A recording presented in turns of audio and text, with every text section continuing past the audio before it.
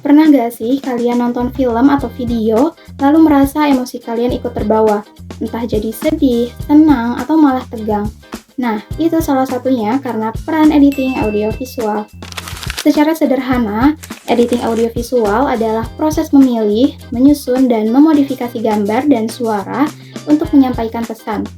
David dan Seeger 2007 bahkan menyebut editing sebagai the invisible art, karena seringkali penonton tidak sadar kalau sebenarnya alur cerita itu dibentuk lewat editing. Kalau bicara sejarah, editing berkembang dalam 4 timeline utama. Yang pertama, era bisu.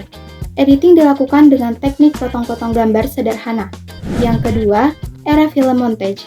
Di era ini, gambar digabung sehingga melahirkan makna baru, misalnya teknik montage dari Soviet. Yang ketiga, era Hollywood klasik. Editing berkembang dengan gaya continuity editing. Artinya, transisi antar adegan dibuat mulus supaya penonton merasa cerita mengalir natural. Di era ini juga muncul naskah yang lebih terstruktur. Yang keempat, era modern atau digital. Editing masuk ke ranah komputer dengan sistem non-linear, seperti Adobe Premiere yang membuat proses lebih kreatif dan efisien. Terus kenapa sih kita perlu editing?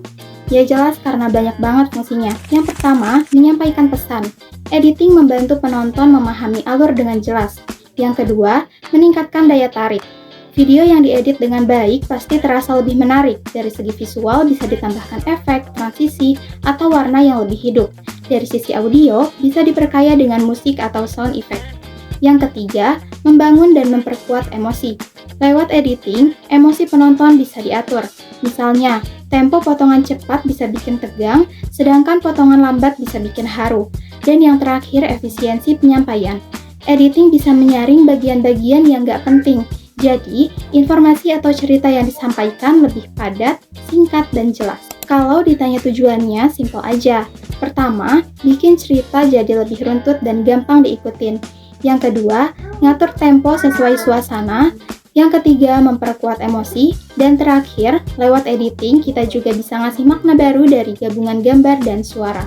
Jadi, kalau kalian pernah ngerasa tersentuh, ketawa, atau bahkan nangis gara-gara nonton sebuah video, besar kemungkinan itu bukan cuma karena isi ceritanya, tapi juga hasil editing yang rapi. Itulah kenapa disebut The Invisible Art.